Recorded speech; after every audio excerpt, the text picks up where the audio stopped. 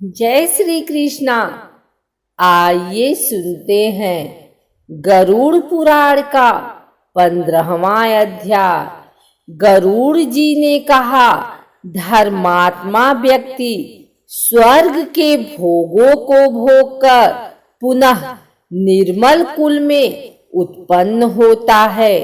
इसलिए माता के गर्भ में उसकी उत्पत्ति कैसे होती है, इस विषय में बताइए।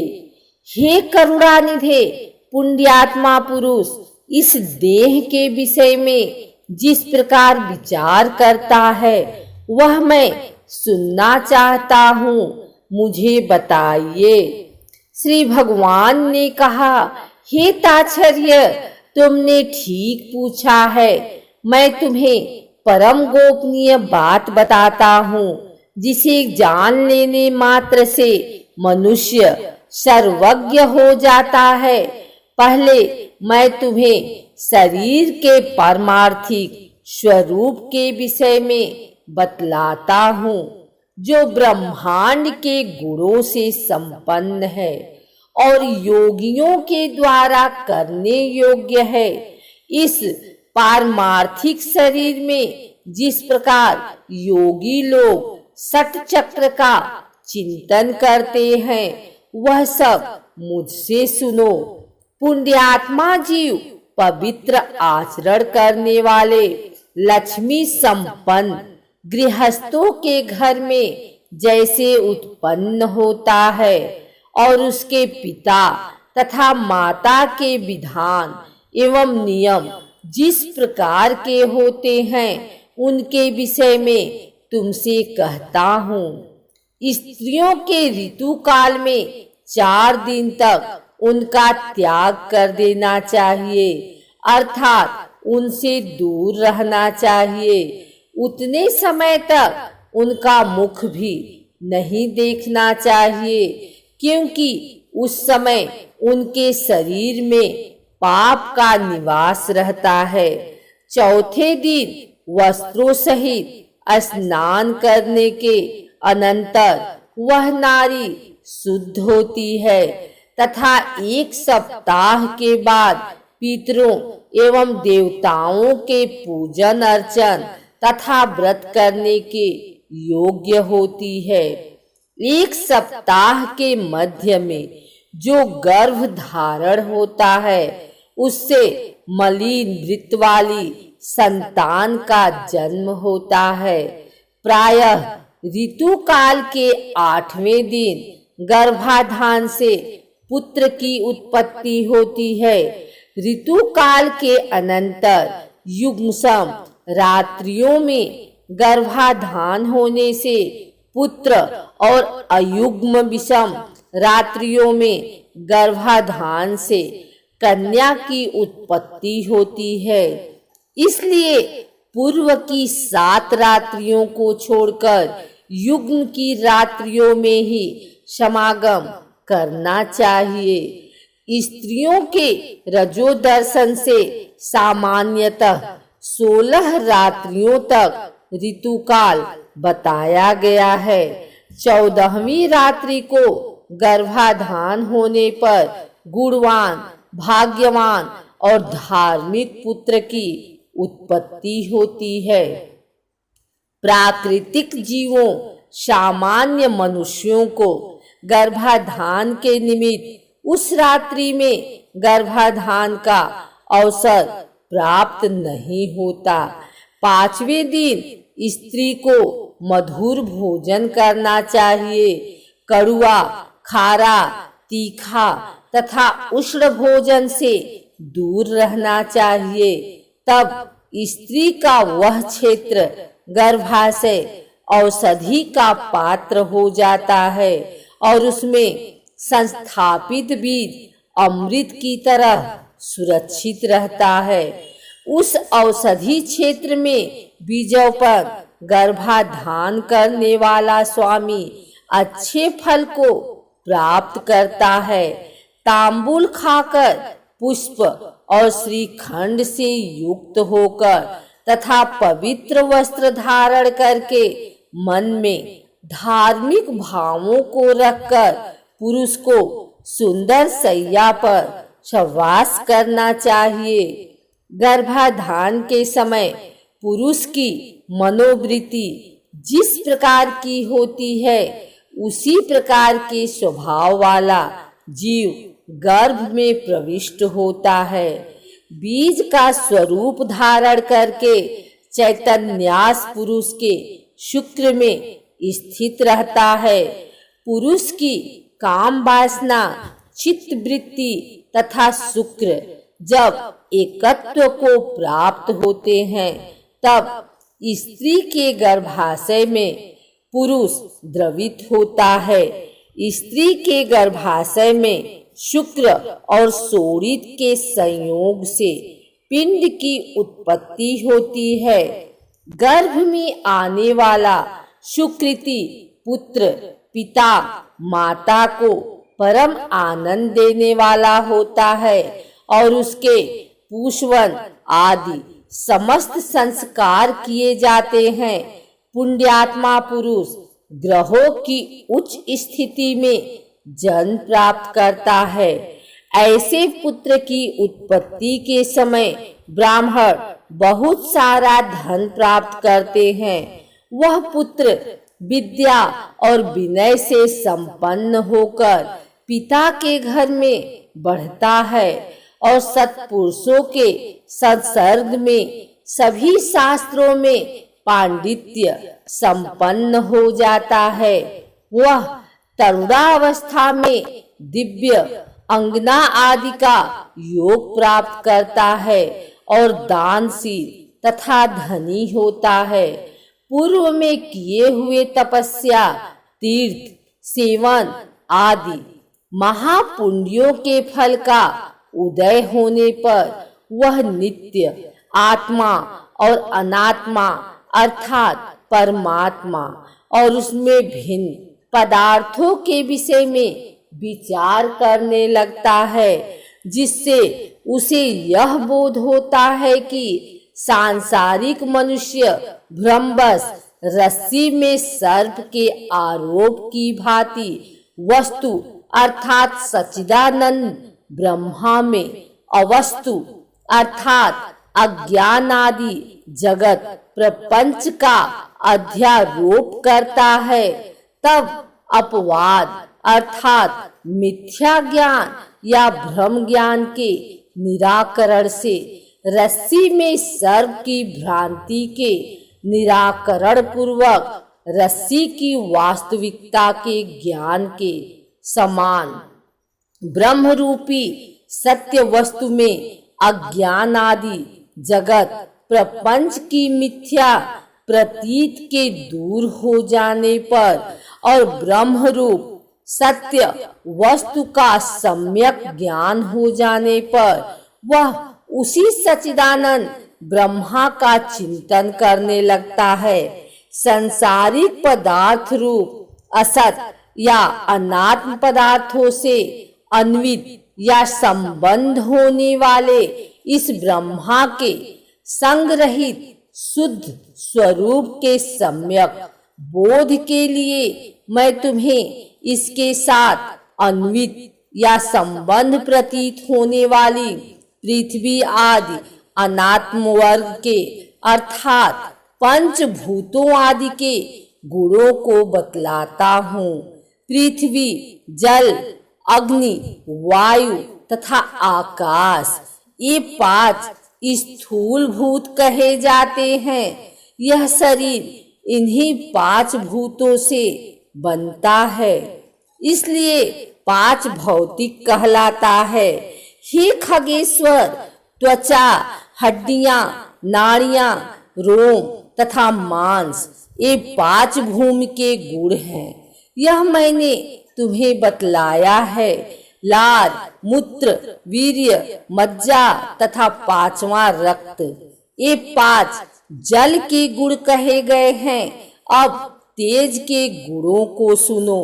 हे ताच्छर्य, योगियों के द्वारा सर्वत्र क्षुधा, तृषा, आलस्य, निद्रा और कांति ये 5 गुण तेज के कहे गए हैं।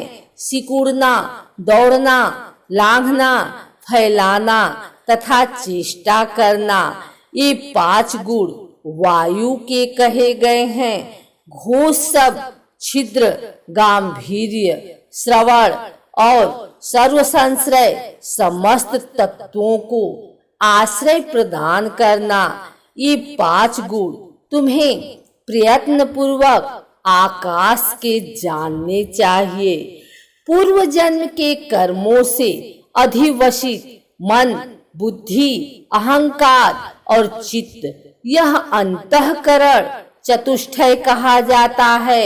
श्रोत्र, कान, त्वक, जिह्वा, चक्षु, नेत्र, नासिका, ये ज्ञानेंद्रियां हैं तथा वाक, हाथ, पैर, गुदा और उपस्थ, एक कर्मेंद्रियां हैं।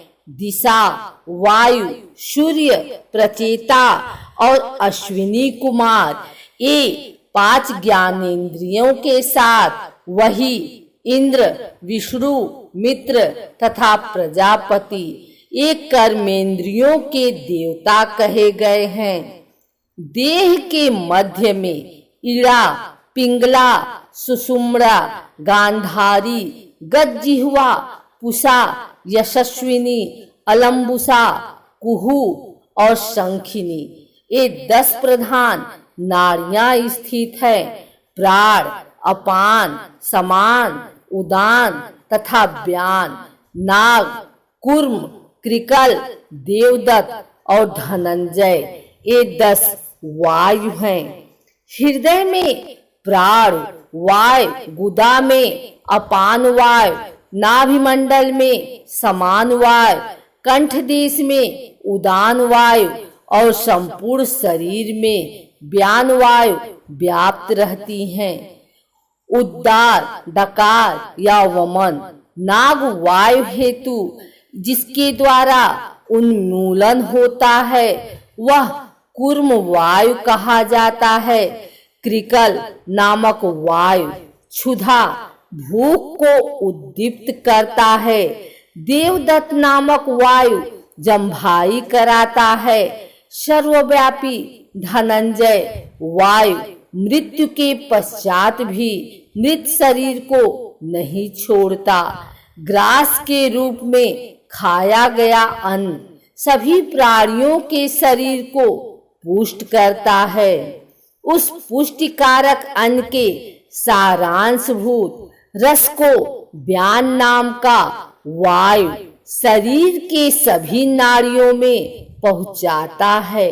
उस वायु के द्वारा भुक्त आहार 2 भागों में विभक्त कर दिया जाता है।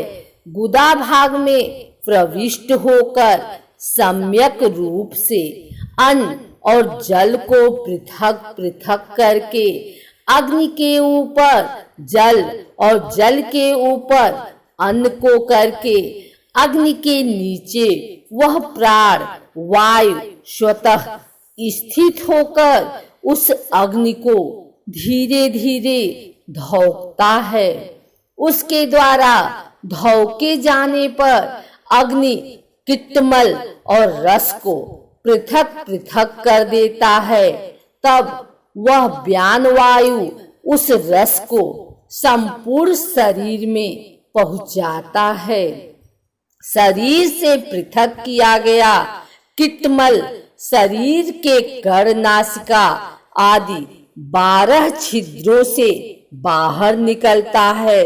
कान, आँख, नासिका, जिह्वा, नख, गुदा, गुप्तांग तथा सिराएं और समस्त शरीर में स्थित छिद्र एवं लोम, ये 12 मल के निवास स्थान हैं। जैसे सूर्य से प्रकाश प्राप्त करके प्राणी अपने अपने कर्मों में प्रवृत्त होते हैं, उसी प्रकार चैतन्यास से सत्ता प्राप्त करके ये सभी वायु अपने अपने कर्म में प्रवृत्त होते हैं। हे खग, अब नर देह के 2 रूपों के विषय में सुनो। एक व्यवहारिक तथा दूसरा पारमार्थिक है। हे बिनतासुर, व्यवहारिक शरीर में 3.5 करोड़ रोम, 7 लाख केस, 20 नख तथा 32 दांत सामान्यतः बताए गए हैं। इस शरीर में 1000 पल मांस, 100 पल रक्त, 10 पल मेदा, 70 पल त्वचा, 12 पल मज्जा और 3 पल महारक्त होता है। पुरुष के शरीर में 2 कुड़व शुक्र और स्त्री के शरीर में 1 कुड़व शोणित रज होता है। संपूर्ण शरीर में 360 हड्डियां कही गई हैं। शरीर में स्थूल और सूक्ष्म रूप से करोड़ों नाड़ियां हैं। इसमें 50 पल पित्त और उसका आधा अर्थात 25 पल श्लेष्मा कफ बताया गया है। सदा होने वाले विष्टा और मूत्र का प्रमाण निश्चित नहीं किया गया है। व्यवहारिक शरीर इन उपर्युक्त गुणों से युक्त है। पारमार्थिक शरीर में सभी 14 भुवन, सभी पर्वत, सभी द्वीप एवं सभी सागर तथा सूर्य आदि ग्रह सूक्ष्म रूप से विद्यमान रहते हैं। पारमार्थिक शरीर में मूलाधार आदि 6 चक्र होते हैं। ब्रह्मांड में जो गुण कहे गए हैं वे सभी इस शरीर में स्थित हैं। योगियों के धारणास्पद उन गुणों को मैं बताता हूँ जिनकी भावना करने से जीव विराट स्वरूप का भागी हो जाता है। पैर के तलवे में तल्लोक तथा पैर के ऊपर बीतल लोक जानना चाहिए। इस प्रकार जानू में सूतल लोक और जांघों में महातल लोक जानना चाहिए। शक्ति के मूल में तलातल, गृहस्थान में रसातल, कटी प्रदेश में पाताल। इस प्रकार पैरों के तलवे से लेकर कटी पर्यंत 7 अधोलोक कहे गए हैं। नाभि के मध्य में भूलोक, नाभि के ऊपर भूलोक, हृदय में स्वरलोक, कंठ में महलोक, मुख में जनलोक, ललाट में तपोलोक और ब्रह्मारंध्र में सत्यलोक स्थित है। इस प्रकार 14 लोक पारमार्थिक शरीर में स्थित हैं। त्रिकोण के मध्य में मेरु, अंधः कोण में मंदर, दाहिने कोण में कैलाश, वाम कोण में हिमांचल, उधर्व रेखा में निषद, दाहिनी ओर की रेखा में गंधमादन तथा बाईं ओर की रेखा में रमणाचल नामक पर्वत स्थित है। ये 7 कुल पर्वत इस पारमार्थिक शरीर में है। अस्थि में जम्बूद्वीप, मज्जा में शाक द्वीप, मांस में कुश द्वीप, शिराओं में क्रौच द्वीप, त्वचा में सालमली द्वीप, रोमस समूह में गोमेद द्वीप और नख में पुष्कर द्वीप की स्थिति जाननी चाहिए।